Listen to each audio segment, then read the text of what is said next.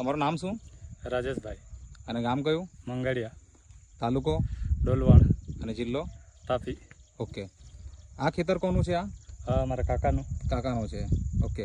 અને આ ખેતર કોનું છે? એ અમારું. ઓકે. તો મને જણાવો કે આ છોડ જે અહીંયા નબળા છે કેમ છે?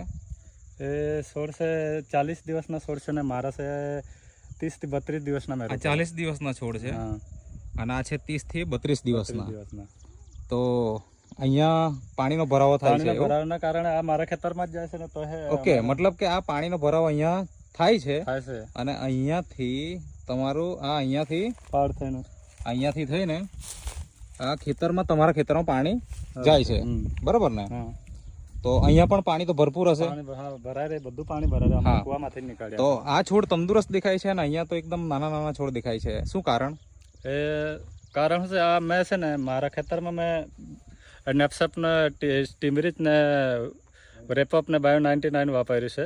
અચ્છા, જે ઓર્ગેનિક છે.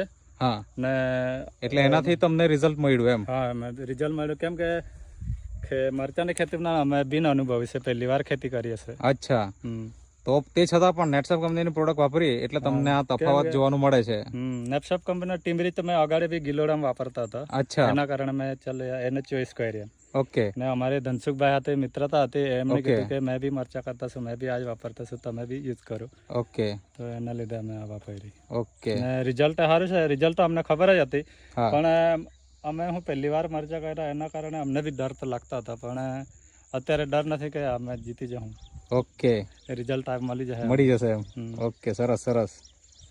તો બીજા ખેડૂત મિત્રોને શું સલાહ આપી છે તમારે? બીજા ખેડૂત મિત્રોને મારે એ સલાહ આપી કે આપણે ઓછા ખર્ચામાં વધુ નફો થાય તો પ્રોડક્ટ યુઝ કરવી જોઈએ.